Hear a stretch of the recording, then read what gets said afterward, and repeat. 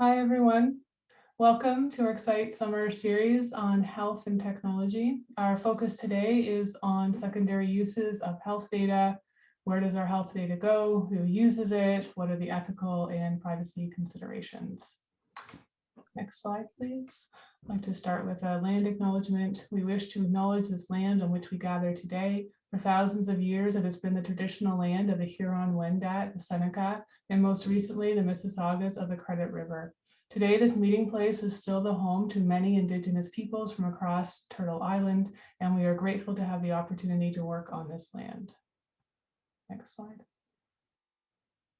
So we have a great lineup of speakers for you today.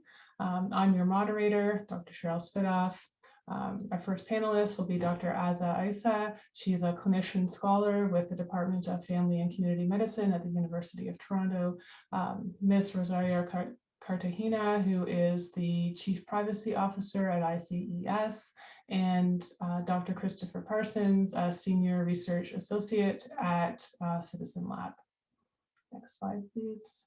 So we've received in-kind support from the Department of Family and Community Medicine. The Scientific Planning Committee has selected the topics. The people that are involved are listed there. Next slide. So I'm a family doctor and researcher based at Women's College Hospital.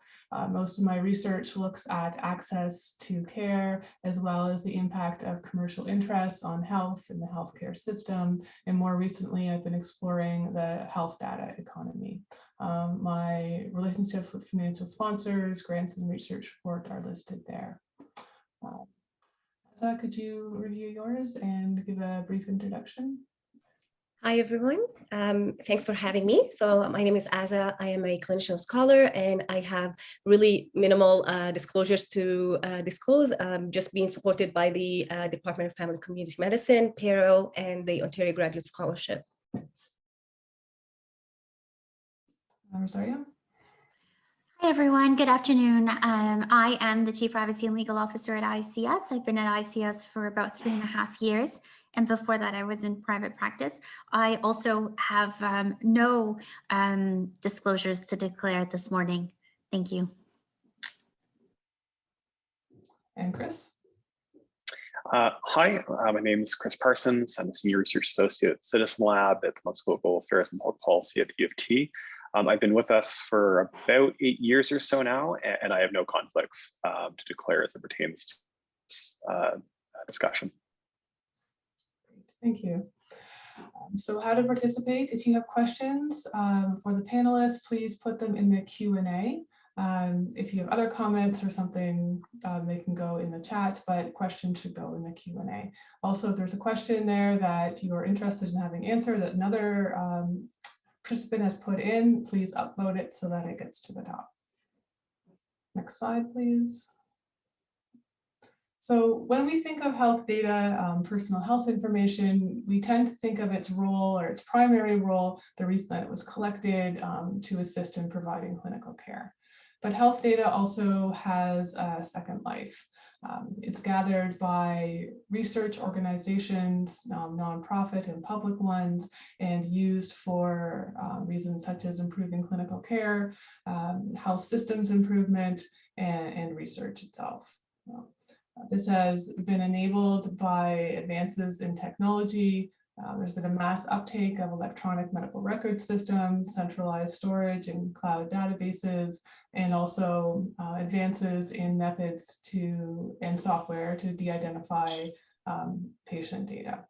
So de-identification is accomplished by removing identifiers like name, date of birth, and then also masking or manipulating quasi-identifiers, things like your age or your location, until the risk of re-identification of an individual is low. Next slide, please.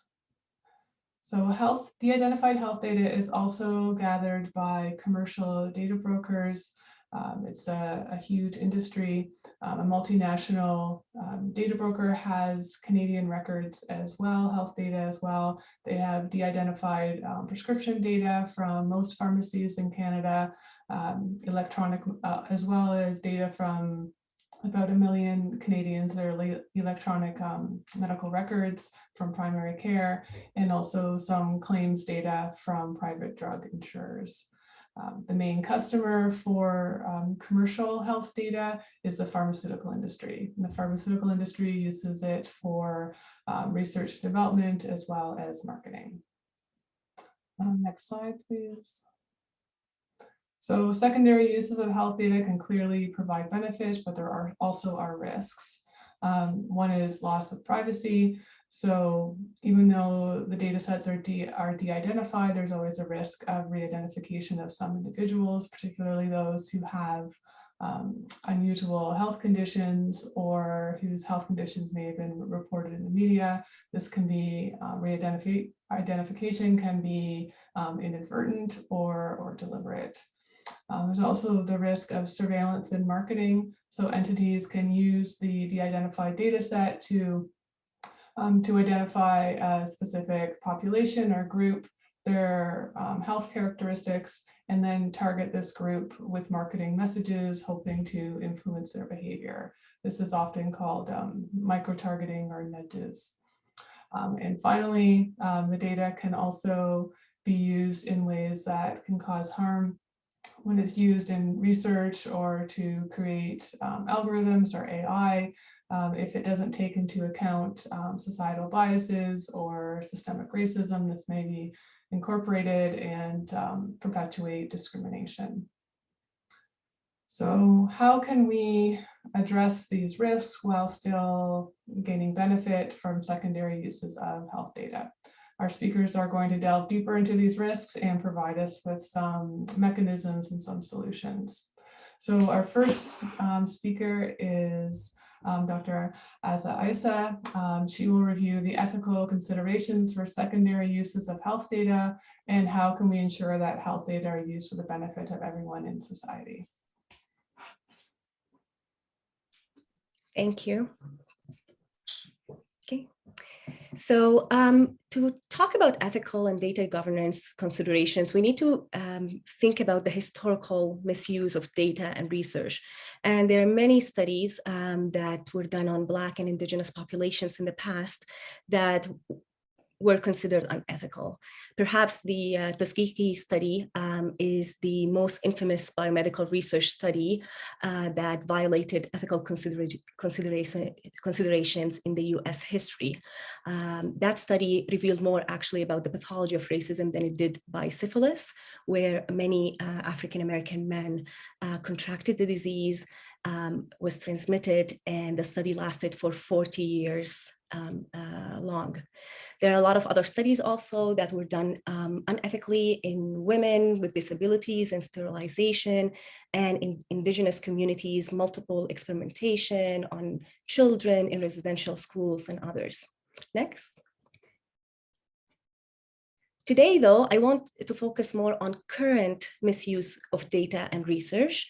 And I want us to start first by listening to this wonderful trailer of a new documentary that's available on Netflix discussing coded bias.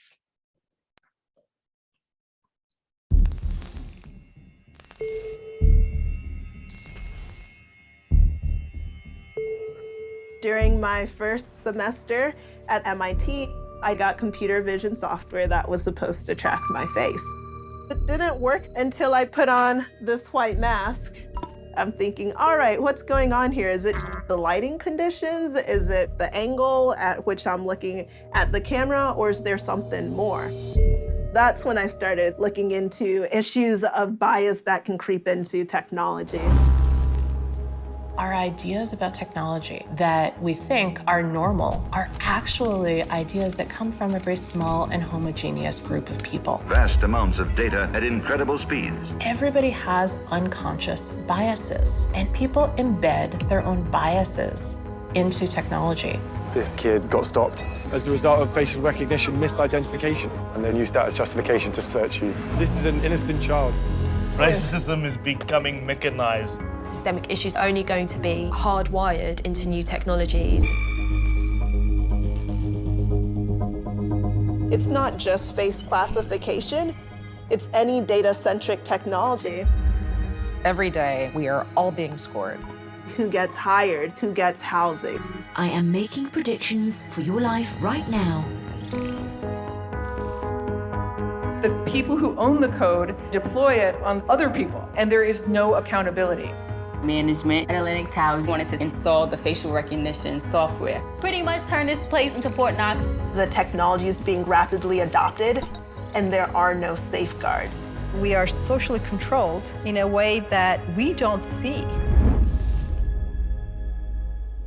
Technology that analyzes faces could be biased, but the company is pushing it anyway.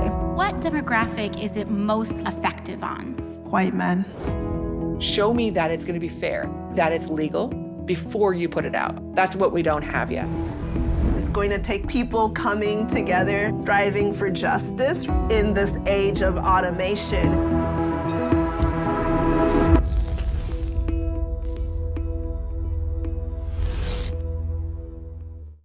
Thank you. So I like starting with this documentary trailer because it triggers a lot of thoughts in many of us. And it also makes us a bit more conscious on how we move forward when it comes to data-centric technology. So many studies in the past 2 years have discussed racial bias in AI algorithms, such as this face recognition app, but also a lot of racism in decision-making softwares and prediction risk scores that are used by US hospitals. Next slide. So this study was published in Science, and it looked at chronic illness burden in patients and how the algorithm can predict the risk score for referring patients for health services. Now, as you see here, Black patients were having the same predicted algorithm risk score, despite having higher burden of illnesses and more comorbidities. And this affected how they were referred to services to deal with that issue. This study brought up a lot of discussion about the coded bias in algorithms that were developed and how there were limited training sets that were included, and also limited consideration of health need as a factor in the algorithm. So it's not just about the race and the ethnicity, but health needs need to be considered in the coding of algorithms, because they drive our prediction scores, and they also drive the treatment and ultimately health outcomes for patients. Next slide. Yeah. So again, as the future of AI in medicine grows rapidly, this graph just shows the number of publications in PubMed that were related to artificial intelligence and deep learning. And here in the other side of the graph, it shows within the circles the specialties that publish papers relying on AI. And in the past, mostly they were pathology and radiology, where we relied on computer softwares to analyze CT scans and histological samples.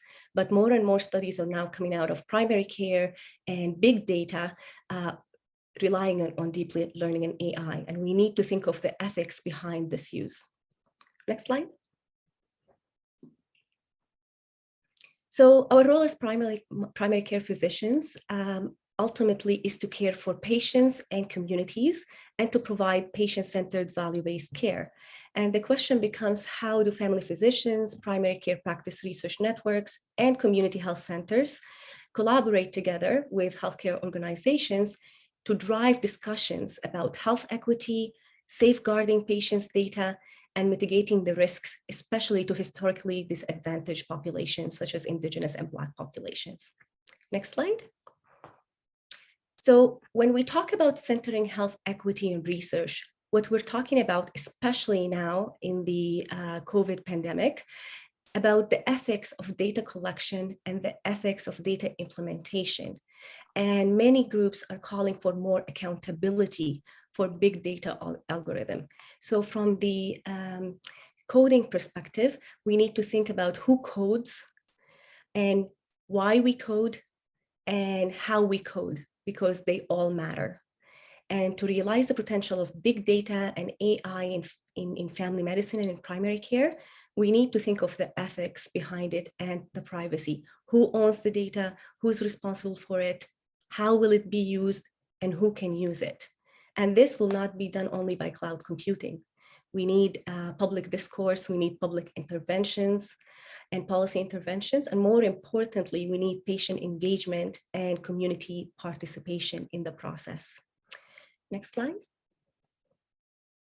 So this is a framework that is developed by many Black health leaders and the Black Health Alliance and the Black Health Equity Working Group that is referred to as the EGAP framework.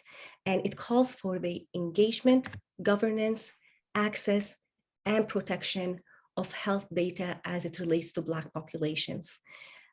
What this framework is really about, it's about involving communities early in the process, having transparency and accountability, and having genuine, ongoing consultation with these communities regarding how their data will be collected and used. This can be done by allowing the communities to have governance over their data and having establishment of community governance tables. The access of the data should be transparent, and communities should determine who is able to access their data, and there need to be more transparency in this regard. And finally, the safeguarding of all individual rights and types of data, which many of my colleagues will discuss in the next session. Next slide. So in summary, a lot of race-based data collection algorithms currently have unclear ethics and unclear approach in the Canadian context. But at the end of the day, we need to make sure that it is used to drive meaningful healthcare interventions and pathways for advancing health equity in Canada. There needs to be ongoing patient engagement and community participation, and we need to consider intersectoral multidisciplinary collaborations in this process to guide health policy decisions and improved outcomes for historically disadvantaged populations. The EGAP framework should be considered as a guide for Black health data governance and accountability. Thank you. Thank you, Aza. That's a great overview for that topic. Next up, we have Ms. Rosario Cartagena, who will provide an overview of privacy law principles, the role of prescribed entities such as ICES, lawful authority, and meaningful use. Thank you. Thank you very much, Cheryl. And Aza, this is a great segue because I will also touch upon the principles that you presented in your slide deck as well. So as Cheryl mentioned, we'll first start off with a very high level overview of privacy, legal issues, and health in Ontario, the role of a not-for-profit such as ICS in collecting and using personal health information, how we do so in a privacy and security protective manner, and examples of meaningful use. Next slide, please. So at a very high level, when it comes to personal health information in Ontario, we have a piece of legislation entitled the Personal Health Information Protection Act, which governs how personal health information is collected, used, and disclosed. And really, at a very high level, PHIPAA, as we call it, that's the acronym that we use in privacy, flows and discusses the roles of who can collect personal health information, for what purposes, for how long it can be retained, and so forth. And it also touches upon consent.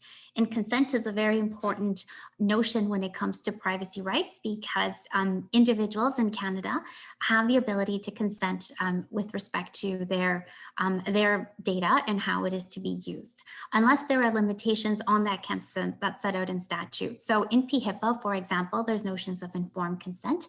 There's notions of, when express consent must be given by individuals, by patients.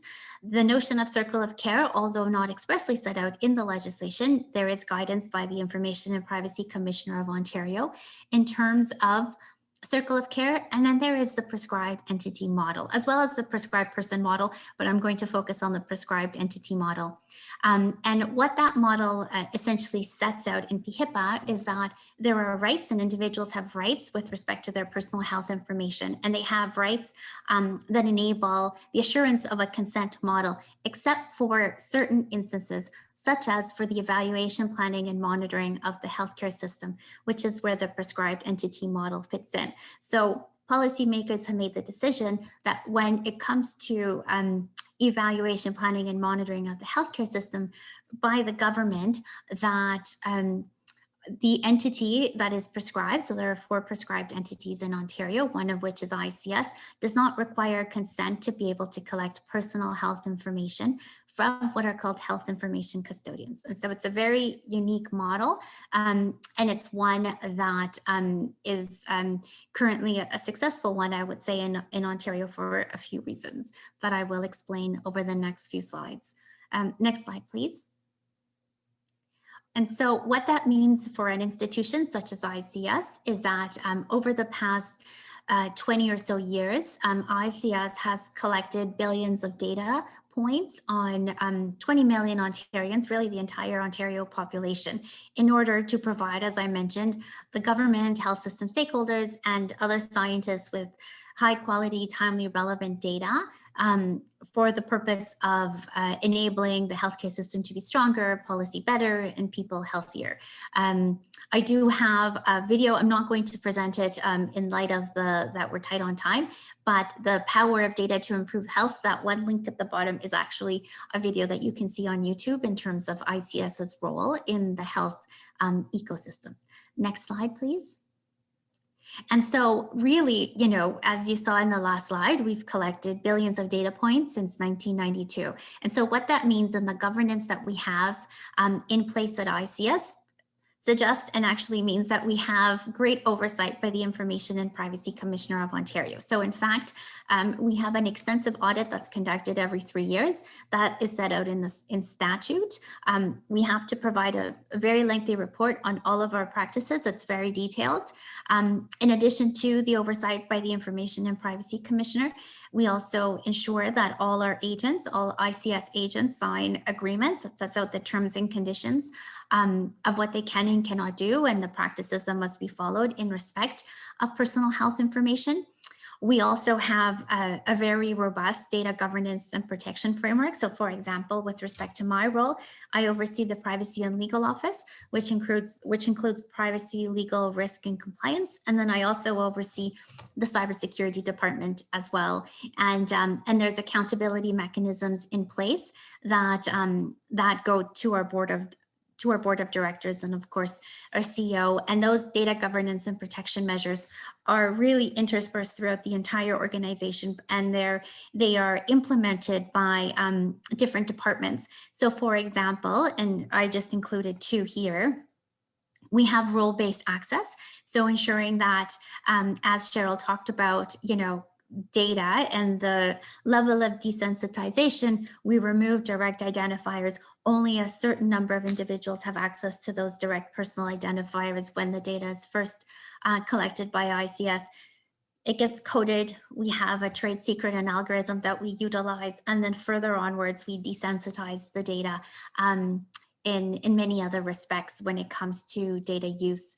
In terms of the actual data flow, of course, you know, there's privacy impact assessments that are done, there's agreements that are signed, there's data quality that's conducted by teams in respect of coding, for example, analysts in terms of what they can and cannot do, and so forth. And so it has to be a robust structure, and it is, and it's one that we really take quite seriously in light of the privilege that we have to collect personal health information without consent of Ontarians.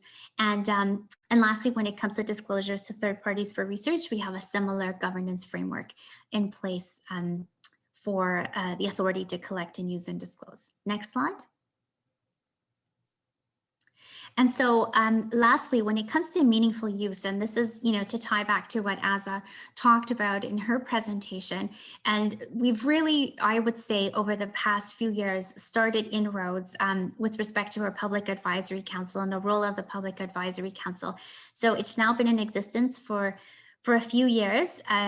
They advise on a number of different strategies. From my perspective, and where I turn to the Public Advisory Council is in respect of privacy and cybersecurity approaches and the types of safeguards that we have at ICS, but also the type of work that we are engaging them on is, for example, race data for, the Ontario Health Data Platform, and the type of data, and, for example, immigration data and other types of projects. And so we're leaning on this very diverse set of individuals who are from Ontario, from a variety of different walks of life. And I think that really, in fact, gives us a new perspective on how that data is to be used. So we're no means, complete in our journey. In fact, our journey is only beginning, but it really is community engagement when it comes to the work that we do. And secondly, in respect of our Indigenous data partners. And so we work very, very closely with First Nations, Métis, and Inuit partners. We have a health data portfolio that is really focused on ensuring that when it comes to data governance, it's really set out by our Indigenous partners and not by ICS. And very similar to your point, when it comes to access, we don't have control over who accesses the data. We may have physical custody of it, but we certainly don't have control over the data and how it is utilized.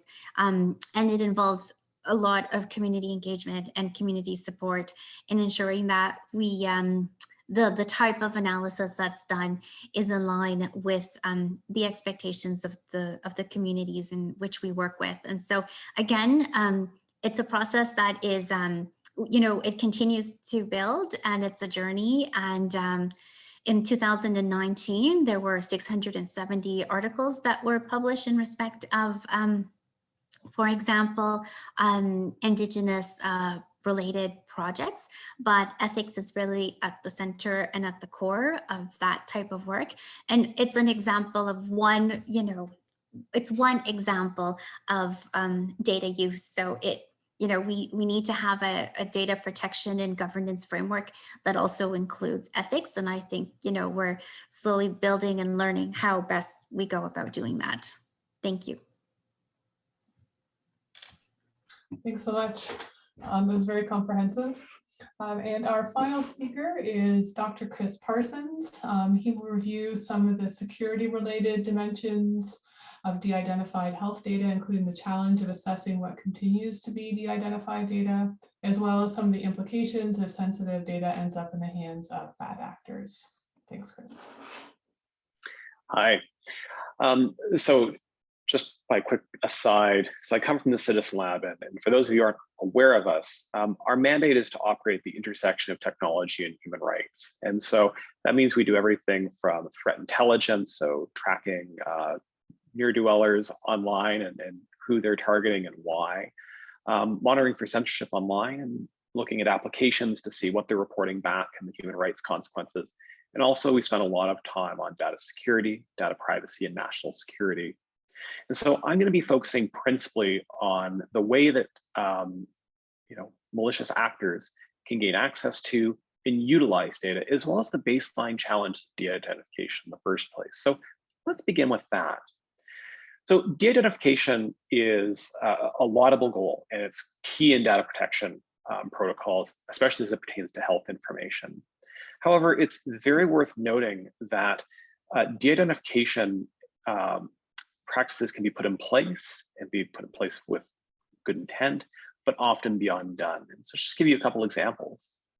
In 2016, 2017 in Australia, medical billing record information was made available to the public for research. It was de-identified data.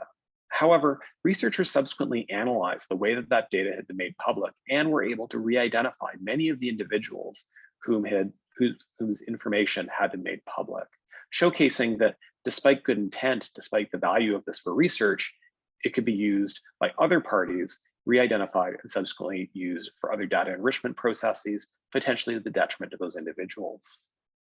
In 2021, there was a study that looked at, again, data that had been made available to other researchers, those radiology data that was explicitly de-identified. Now, using machine learning and artificial intelligence protocols, researchers were able to identify up to 40% of the individuals whom had their information de-identified, showcasing, again, the way that new technologies can enable the re-identification of previously de-identified data. Imperial College London in 2019 also published a study that showcased with 4 to 6 identifiers. Often they're included in some medical data sets. It was possible to, with 75% plus accuracy, re-identify specific individuals. And in a perhaps more concerning activity, not targeting de-identified data, but in 2013, the Anthem insurance broker was breached by Chinese actors. Now, those actors weren't after everyone's medical information per se, but rather they took that and they enriched it with a series of other data sets such that they could easily identify CIA officers and their agents as they moved around the world. And so the thing to take away from that at a high level is sort of a modification of Joy's law, which in business is sort of, you may be the smartest person in the room, but you're not the smartest person in the world. So a reinterpretation of this is the potential for re-identification doesn't depend on what an organization does or knows at any given time. And indeed, the organization in question may never be able to re-identify the data they have de-identified. Rather, the potential for re-identification depends on what everyone else knows and can do with a data set. And that's substantive because right now, I think in a very positively, there are a number of rules and laws that have been set up to mitigate the way that lawful, legitimate researchers can handle de-identified information. And so often there are requirements to instill adequate security safeguards that carry on to whomever else touches the data. But in an era of massive data leaks, what exactly does it mean to have systems in place to prevent quote unquote inadvertent loss? We live today in a world where if you have data, you should probably assume that it will become available at some point, regardless of whether you have anything to hide or not. Data is often exposed inadvertently, and in some cases by malicious actors trying to gain access to it. So what are a handful of the ways that this can take place in medical environment, medical data environment? Ransomware. We all know it's a plague. It's worryingly on the news on a regular basis to the point that the President of the United States has been bringing it up in international events. And ransomware isn't just about locking down computers and preventing work, but it's often increasingly about exfiltrating data such that either actors can fully ransom the data back, or it can act as a mask so that those parties can both make money by opening up your systems to you again, while at the same time taking data out of databases and then recombining it with other data sets to create increasingly enriched and identifiable data sets. Data is also lost just because there are errors in management of the systems in place today, or because the protocols that have been developed to protect data are predicated on understandings of security, machine learning, artificial intelligence, and other advanced identification processes that are years out of date. It is increasingly common to see highly de-identified data rapidly re-identified just by mashing enough data sets over top of it. There's also increasing risk of data loss from supply chain attacks, where an organization may not be the principal target, but is simply one of the many tens or hundreds of thousands that have been targeted and have had their data exfiltrated. Updates, quote unquote security updates being pushed that in fact are malicious. And of course, there are constant difficulties beyond the loss of the USB stick, which is less common now, thankfully. But unfortunately, we still increasingly see serious gaping issues in the way that private, semi-private, and public cloud environments are managed. So what kinds of risks can this open up? In addition to reputational risk, which I think is probably pretty obvious, and potentially diminished trust in research results or researchers generally, and unwillingness to provide data, there's also the risk of how this data could be used by malicious actors. So when data is exfiltrated and recombined, It can, in the worst situations, be used to endanger national interests. So understanding the health conditions of be they military officers, be they intelligence officers, be they important people in politics or in bureaucracies, all of these can be levers that can be exercised both for surveillance, but also in the case of, say, knowing that someone across the table from you in a negotiation is triggered by certain PTSD symptoms, activating those to the detriment of either organizations' interests or even a national interest in the case of international diplomacy. There are also serious risks of data washing, where you have malicious actors that have exfiltrated data from a research environment and subsequently enrich data. So they take one relatively de-identified data set or fully de-identified data set, and then layer data set after data set after data set after data set on top of it, with the result being that ultimately they're able to, with a high degree of probability, identify individuals in it, and then sell that enriched data set to other brokers. Now, you may say, well, no reputable organization is going to touch that. And you're largely correct. No one is going to. However, in the data washing process, you see data sometimes go from the least legitimate to increasingly legitimate actors, to the point where an insurance company or a broker or something of that nature actually acquires a large data set, not ostensibly knowing where it's from. And beyond that, the doxing attacks we see today, where individuals' personal information is weaponized against them, has advanced tremendously over the past several years. It is well within the realm of thought in 2 to 5 years that loss of medical information could be part of efforts to malign individuals online or reveal very sensitive information with the efforts of silencing them or otherwise disadvantage them in society. So just to conclude, what can be done? The first thing is, I think that organizations of all sorts, and I would point out that I include my own in this, that are collecting data must treat all data as likely identifiable and likely information that could be made public in the future. And that means that the security protocols that are put in place have to recognize that when you are collecting highly sensitive information, it is toxic waste that it will be very challenging to contain and likely will edge out and enter the public domain.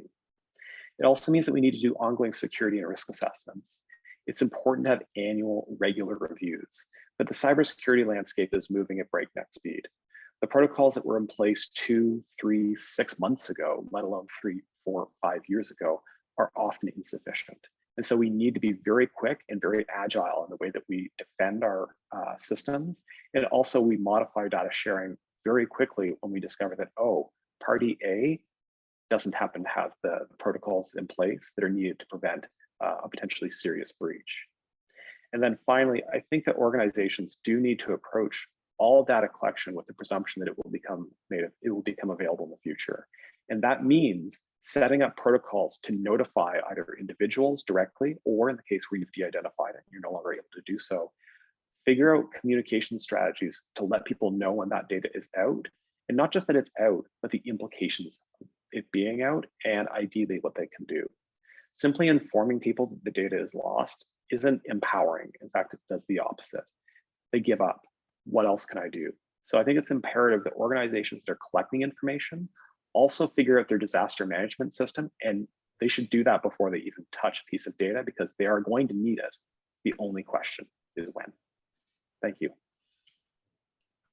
Thank you, Chris. It's very interesting and very worrisome. So you wonder if we should go back to paper charts. So I think we have a couple questions from our audience. So I'm going to read out the first one there. The latest Canadian survey on disability said that 22% of people self-identify as disabled. I assume more people don't disclose. However, in most surveys and audits, including healthcare, there's little or no questions about this demographic. How is information about patients, workers, clinicians, and learners with disability captured so that we can implement inclusive policies at the system level? I don't know if Rosario or Aza, it's probably for one of you two.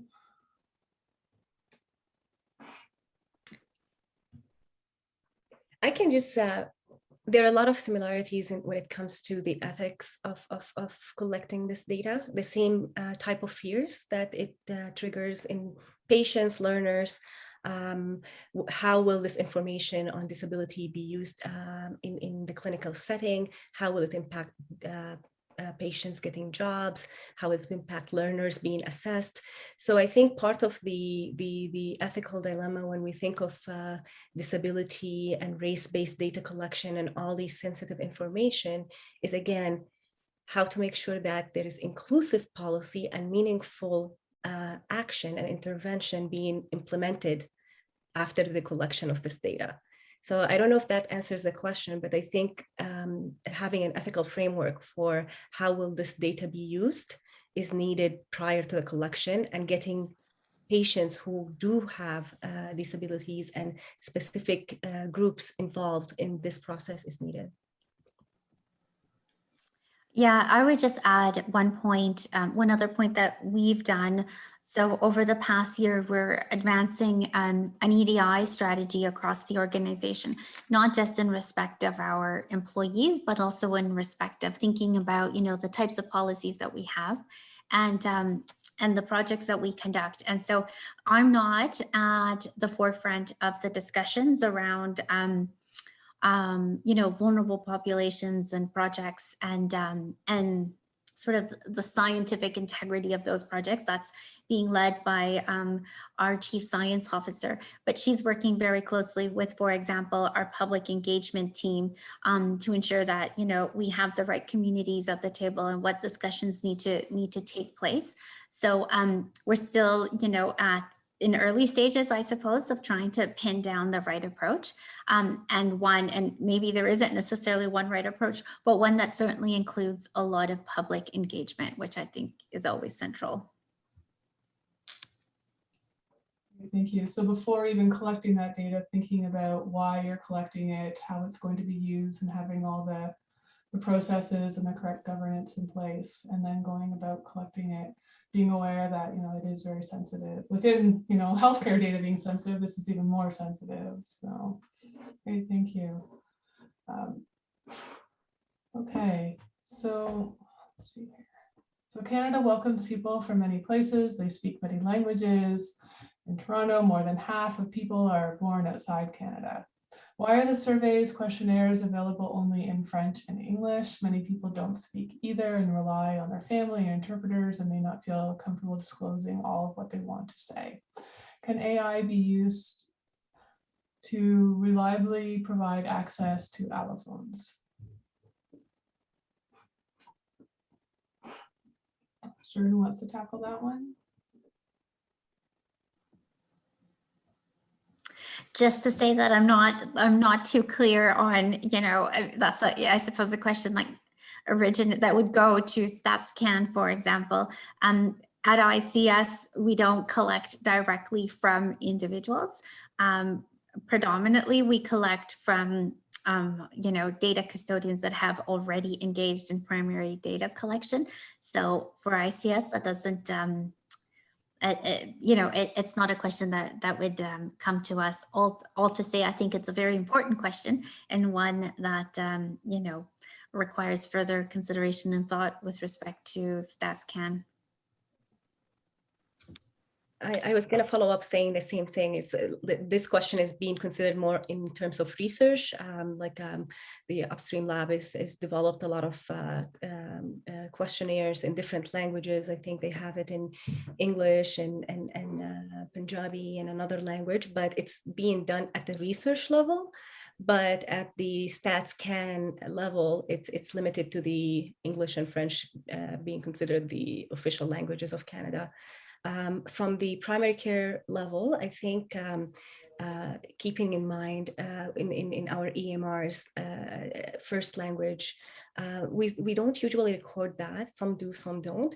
But it's important to realize that if medical interpretation is needed, it should be available. So yeah, we're not at the systemic level, I think, of considering the multi-languages.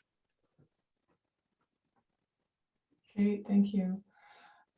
So I have a technical question for Chris. Now you mentioned combining all these data sets that are de-identified can lead to re-identification. How does that happen if all the identifiers are removed? Yeah, that's a good question. So to begin with, it is highly variable depending on the data sets you're looking at. But quite often what we see happening is, especially in illicit circles, criminal circles, adversarial state organizations, what is de-identified in one data set and de-identified in another data set may have one link or specious link that an individual or a series of individuals who are trained in de-identification may not see, because they're not looking at the same multiple data sets simultaneously to assess, oh, I see, we can make links from A to B, and we can sort of infer in a fuzzy way to C, D, and E, but that gets us to F, and F we can then correlate back to A. So when you have a lot of data sets put on top of it, you're not even necessarily seeing individuals that are drawing these links, but you're throwing different machine learning technologies on top of a whole range of them and say, go figure out what's there. And certainly one of the challenges, even in illicit environments, so medical research spaces, is there's racially charged bias that gets built into it. So I don't want to give the impression that this is a perfect, 100% always re-identify, but rather that when machine learning specialists look at these data sets, they routinely are finding high percentages at a bare minimum of re-identification. And if you are informing your subjects of research that we're de-identifying, but there is a certain percentage today likelihood that it can be re-identified, in 2, 3, 4 years, you're not going to be able to provide the same guarantee. And so it creates this challenge where the harms that may be felt by individuals may not be realized today.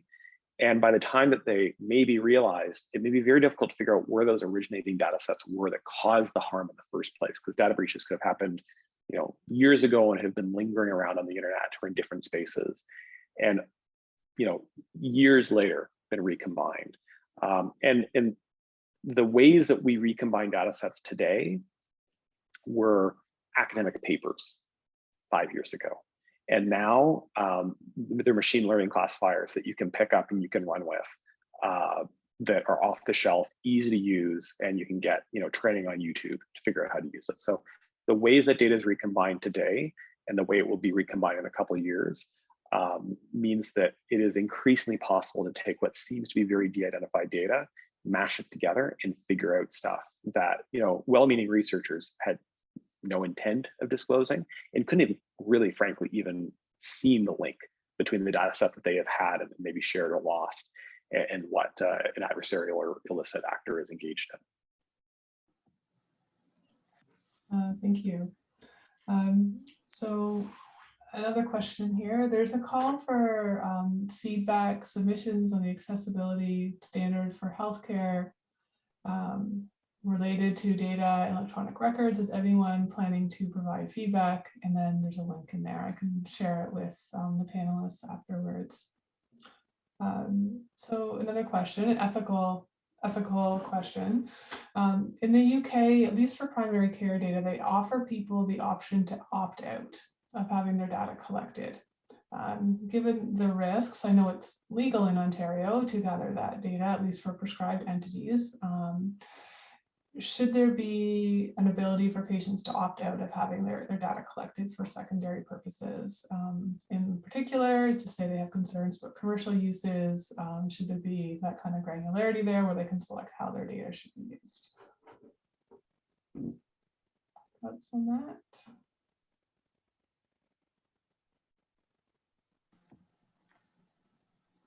Yeah, I'm happy to comment on this particular question. So certainly in PHIPAA, patients can opt out when it comes to patient care. And many of you are physicians, so you know that you've got your lockboxes and consent directives that can be placed on charts. So from that perspective, that exists.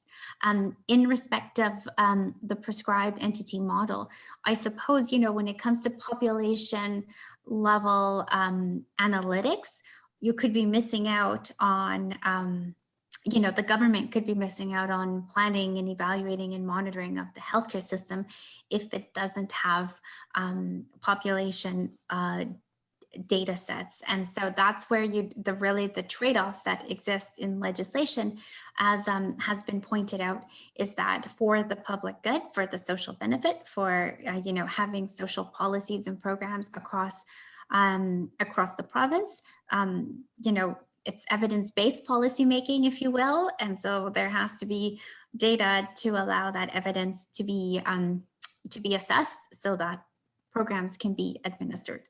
So that's where I would say, the trade-off has been made by policymakers in terms of data use. Certainly when it comes to cybersecurity and the risks, I would say 100% agree with what Chris has said. Over the past 3 years, we've really taken a whole, and just, as in the chat, a whole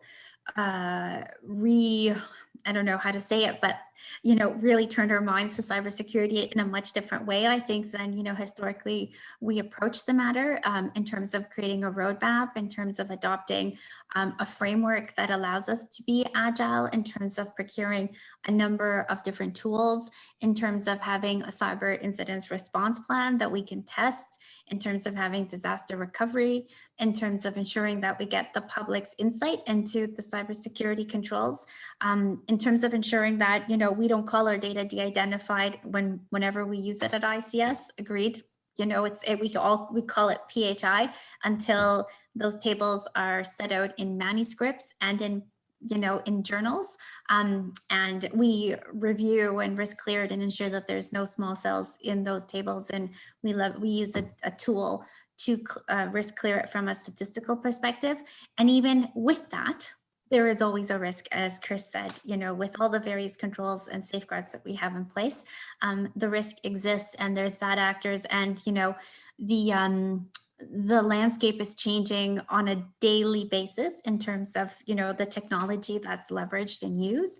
And so it really requires us to put a lot of time and effort and do our best that we can to ensure that we are diligent and that we're respectful, because we do have that privilege to collect personal health information, and that we're mindful of the risks that we have. And so we've created a full enterprise risk management program at ICS to capture those risks, to identify, to mitigate, to escalate those risks when needed. We're creating and strengthening our privacy and security audit programs so that we're conducting meaningful audits on data use and so forth, and adding a variety of different controls and different mechanisms that we can do so. And of course, ensuring that we have insurance in addition to everything else, which is important these days. Anyways, all to say is it never seems like it's enough, but certainly, when it comes to due diligence, we are actively doing the best that we can. I'm just going to add a small point. There's in a lot of community discussions or discussions with patients, when it comes to the collection of sensitive information, for example, all our data is collected through our OHIP card. So if we think of it as a public good, like for example, if we think of race or disability as something that it needs to be collected at a higher level with collection of our OHIP data, like when you renew your OHIP card, let's say. So it's something you can only renew every 5-10 years. It's not something tracking you on a daily or a monthly kind of base, and it's not used for research or commercialization. It's a different framework, ethical framework to think of it. So currently, like for research purposes, patients have the option to opt in or out of any study, but the question is safeguarding the data that we collect, and again, what is it used for? Is it for public good on a larger population scale, versus is it just to work on a small group and increase inequities and worsen them versus improving them? So it's a scale of the collection of the data and the ethical framework that we need to think about when we're thinking of, I don't want my data to be collected because I'm worried about my individual risk, versus I'm actually worried about collective risk of specific marginalized population. So that's just one way of making a distinction between opting in and out, and it actually comes from a lot of communities and patients, not from researchers or policymakers. So Yeah, thanks for that. That's it's a difficult issue to understand, and it's a difficult issue, yeah, to explain. But thank you for providing that insight and on that topic. So another question for Azat. Do you know anyone who or any organization that is currently incorporating or has incorporated the EGAP framework? I don't personally know specifically, but I know that it's been shared with other provinces as well. So I know in Nova Scotia, there's talk about it. I know that in Ontario, obviously, there's a lot of talk about it, but I can't specify specific organization off the top of my mind, but I can check and let you know. Okay. Yeah, because I think a lot of institutions are, trying to incorporate OCAP or CARE. Would either There's of you like be comfortable public health explaining? agents. Yeah, CA, like there was a lot of discussions in different like CHI, CHR, they were talking about public health agencies, like different organizations, but I don't know who started implementing it, but there were definitely discussions with multiple healthcare organizations. Yeah, great, thank you.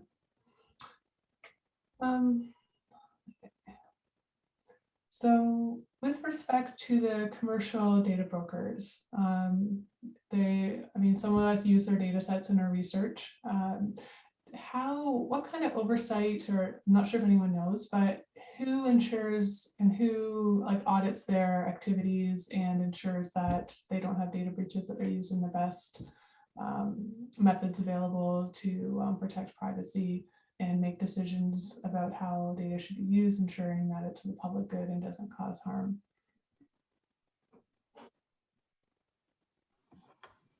I can certainly speak to some of how the largest American data brokers writ large operate. So, thinking the Experian class brokers. So they do not always have the best protections in place, to be blunt, not pointing any particular company for bad practices. Often what will happen is there is a breach of some ilk, which has happened repeatedly over the past decade. And then various threat intelligence teams who monitor the dark web, monitor the brokerage of information, start seeing these large volumes of data, and then they try and assess where it could have come from. There's only so many actors. And then if you are fortunate or lucky, an American regulator will take it up, or alternately, in some cases, a European regulator will take it up. That will lead to sort of a follow-through process. If you're in the United States, that might lead to a consent decree where there's an agreement that a data broker has to meet a certain level of data security in order to continue holding or retaining or aggregating data.